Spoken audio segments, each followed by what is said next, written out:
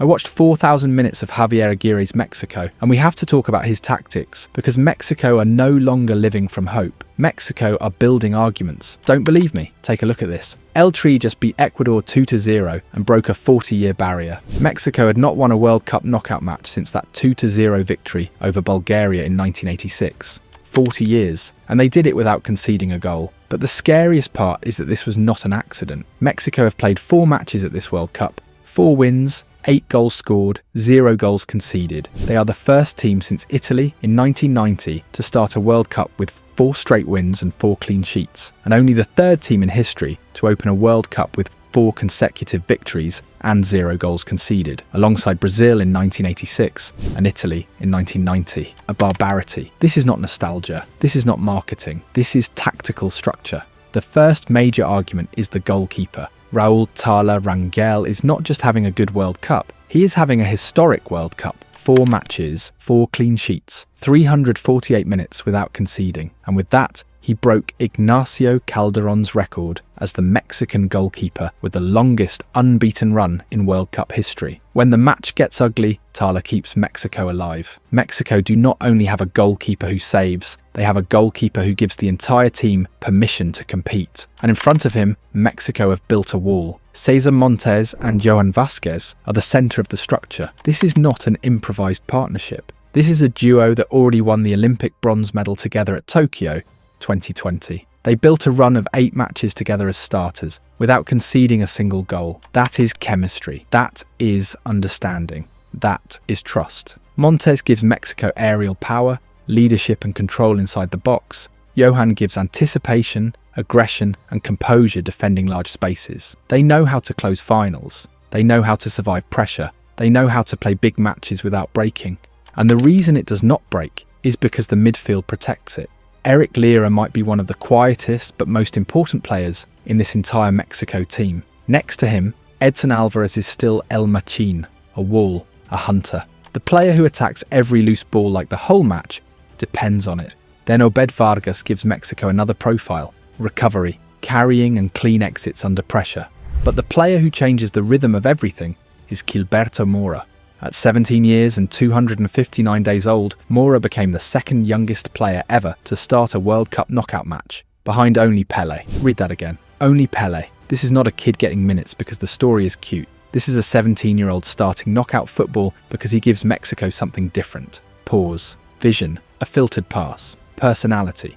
Mora does not play like a promise. He plays like the present. But Mexico's attack is where Aguirre's plan becomes even more interesting, because this team now has something previous. Mexican teams often lacked at the same time. Goal, sacrifice, pause, and final pass. Start with Piojo Alvarado. He arrived questioned. Now he has earned respect.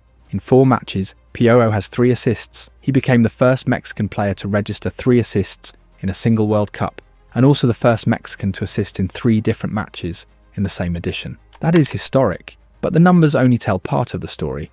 Piojo is the tactical connector, and most importantly, he finds the right man at the right time. He might not always be the flashiest player on the pitch, but he is one of the reasons Mexico's attack makes sense, because on the other side, Mexico have Julián Quiñones, and right now Quiñones is the most decisive attacker in this team. 3 goals and 1 assist in 4 matches. Mexico's top scorer at the tournament. He has already equalled Cuauhtémoc Blanco and Rafael Márquez in World Cup goals, and he is only 1 away from Luis Matador, Hernández and Chicharito, who both have 4. That is insane. And against Ecuador, he played like a star. He scored the opening goal. Then he assisted Raúl Jiménez for the second. 2 direct goal contributions in a knockout match. That is not just form, that is impact. Quiñones changes Mexico because he gives Aguirre verticality. He attacks the space behind defenders. He presses, he runs channels, he stretches the pitch, he turns normal passes into danger, and that makes everyone around him better.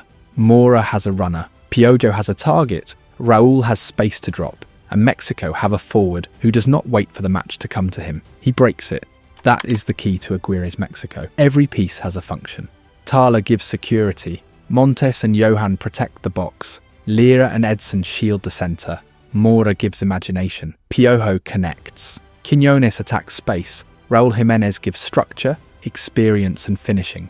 This is why Mexico are not just winning, they are controlling the type of match they want to play. They can defend low, they can attack wide, they can hurt you in transition, they can survive without the ball. And when they score, they know how to protect the result. That is Aguirre. That is not chaos. That is not just the Azteca pushing them. That is a team with a plan. But of course, the Azteca matters too. Mexico are playing with something that no other team can copy. In their last 89 official matches at the Estadio Azteca, Mexico have 70 wins, 17 draws, and only 2 defeats. That is not a stadium. That is a fortress. And now Mexico have also equalled the record of 10 unbeaten matches in the same World Cup city, with 8 wins and 2 draws in Mexico City. The crowd matters, the altitude matters, the pressure matters. But the reason this team feels different is that the emotion is finally being supported by football. For years, Mexico had passion. For years, Mexico had hope. For years, Mexico had the dream of the 5th match, the historic breakthrough, the night where everything would finally change. But this time, Mexico have more than belief.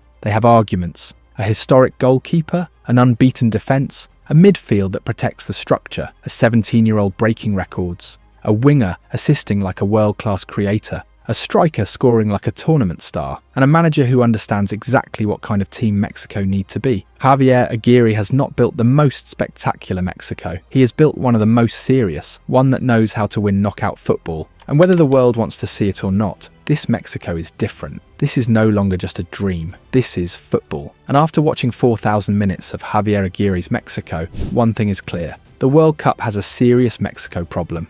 But to understand why this Mexico feels so different, you have to understand who is sitting on the bench. Javier Aguirre did not arrive at this World Cup as an improvised manager. He arrived as one of the Mexican football figures with the deepest World Cup history. He lived the tournament as a player in Mexico 1986. He experienced it as an assistant coach in the United States in 1994. And he has now managed Mexico at Korea, Japan 2002, South Africa 2010 and Mexico 2026. 5 World Cup experiences from 3 different positions: player, assistant, manager. That is not coincidence. That is a career built around the biggest tournament in football, and the emotional layer matters. In 1986, Aguirre started all 5 matches for Mexico. He played against Belgium, Paraguay, Iraq, Bulgaria, and West Germany in the team that reached the quarter-finals. The historic ceiling Mexico still has not surpassed. 40 years later, Aguirre is living another World Cup at home, only this time he is not on the pitch. He is on the bench, and that gives this story a different weight, because Aguirre knows what it means to play with an entire country on your shoulders. He knows what it means to feel the stadium pushing, the pressure rising and history breathing down your neck. But his real argument is not nostalgia. His real argument is his career as a coach. In 2002, Aguirre took Mexico at a complicated moment, fixed the qualifying campaign and built a team around players like Rafael Marquez, Gerardo Torrado, Jared Borgetti and Cuauhtemoc Blanco. Then, at the World Cup, Mexico beat Croatia 1-0, defeated Ecuador 2-1,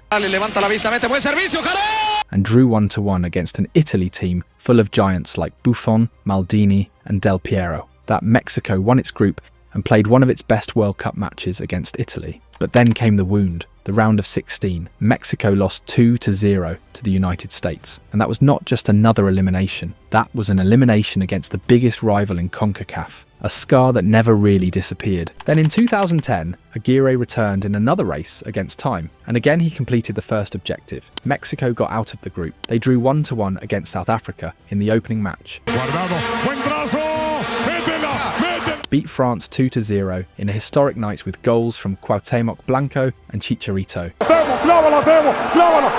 and lost 1-0 to Uruguay. Yellow-booted Cavani, in here, good cross, Suarez! That defeat changed everything. Mexico did not win the group, and the path sent them straight into Argentina in the round of 16. The result was 3-1, with controversy included, and once again, Mexico's World Cup ended before the famous 5th match. That is the key point. Aguirre already knows both sides of Mexico's World Cup story. He knows what it means to compete well, he knows what it means to fall short, he knows what it means to waste a historic opportunity, and he knows what happens when Mexico fails to win the match that decides its destiny. But do not misunderstand this. His previous World Cup processes were not total failures. In both tournaments as Mexico manager, he took the team to the round of 16. The difference is that now, the objective is no longer just to survive the group, the objective is to break the ceiling. And there is another pattern that has always defined Aguirre. He trusts young players. On the road to 2026, he included names like Gilberto Mora, Obed Vargas, Brian Gutierrez, Mateo Chavez, and Armando Hormiga Gonzalez. With them, Aguirre reached 16 players under the age of 23,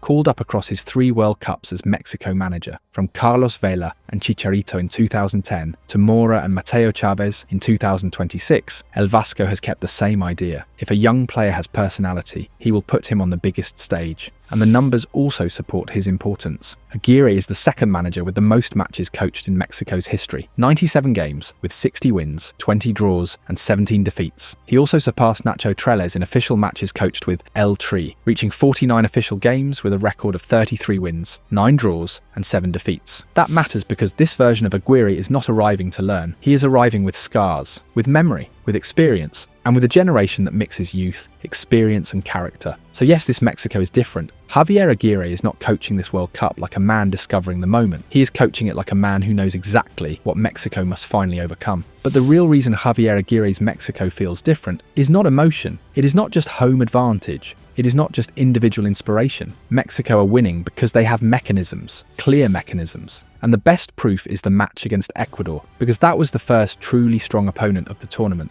and Mexico did not survive it. They dismantled it with a plan. The key idea is simple. Mexico do not always play the same way, but they always know what each match needs. Against South Africa, Aguirre saw that the opponent wanted to build from the back, so Mexico pressed with intention. Raúl Jiménez did not press just to run. He closed the goalkeeper's passing lane. Eric Lira did not jump forward by impulse. He waited for the second pass and attacked the exact zone where Mexico wanted to steal the ball, and Quiñones did not wait. He attacked the space left by the mistake. That is where his goal comes from. Pressure, recovery, vertical attack, finish. That was not coincidence. That was a prepared action to attack a specific weakness. Against South Korea, Mexico showed a different face. They did not press like crazy. They did not split the team in half. They did not leave unnecessary spaces. They accepted an uncomfortable first half, kept their shape, and after Romo's goal, protected the result without losing threat. That match matters because it shows maturity. Mexico no longer need to dominate every minute to control a game. They can suffer,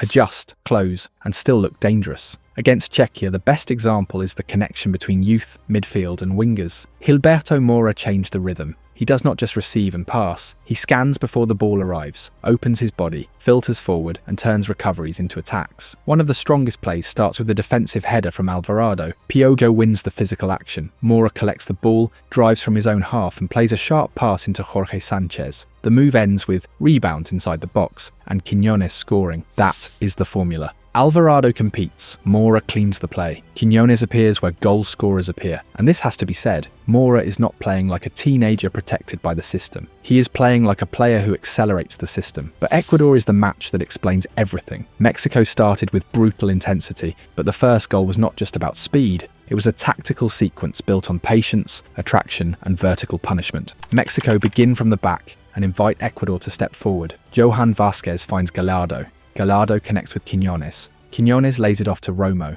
Romo stays calm and finds Roberto Alvarado. And then Piojo does what he has been doing all tournament. He reads the exact moment. He sees Ecuador's defensive line too high, and he plays the ball over the top. Quiñones starts from his own half, attacks the space behind the defence, cuts inside, and smashes the ball into the net. A barbarity. That goal's Mexico's plan in one action. Clean build-up, calm in midfield, final pass from Alvarado, lethal verticality from Quiñones.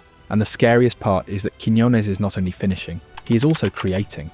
On the second goal against Ecuador, he provides the assist for Raúl Jiménez, who receives near the box and finishes with power. 2 direct goal contributions in a knockout match. That is not just form, that is impact. And that is why the data about Quiñones being the best goal scorer in the world in the calendar year matters so much. He appeared when the match carried the most weight. Tala Rangel is also part of the tactical argument, not only because of his saves, but because he allows Mexico to sustain pressure, defend higher when needed, and survive the moments where the match can change.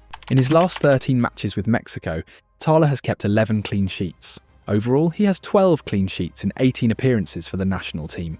Against Ecuador, when the game still had room to swing, his intervention protected the plan. That gives confidence to everyone in front of him. Montes and Johan do not defend with fear. Jorge Sanchez and Gallardo can compete in duels. Lira and Edson can protect the central lane, knowing there is a goalkeeper behind them who can answer. That is why Aguirre is starting to look like a tactical genius, because he understood the profiles. Mexico are not a team with one single idea. They press high when the match asks for it. They wait when they have to. They go long when the opponent forces them. They accelerate through the wings. They protect advantages with experience. And they attack the spaces that actually matter. That is Aguirre. Not improvisation. Not a pretty story built by emotion. Not just the Azteca pushing them forward. This is a team with mechanisms for big matches. And whether the world wants to see it or not, Javier Aguirre is not just managing a historic Mexico run. He is designing it.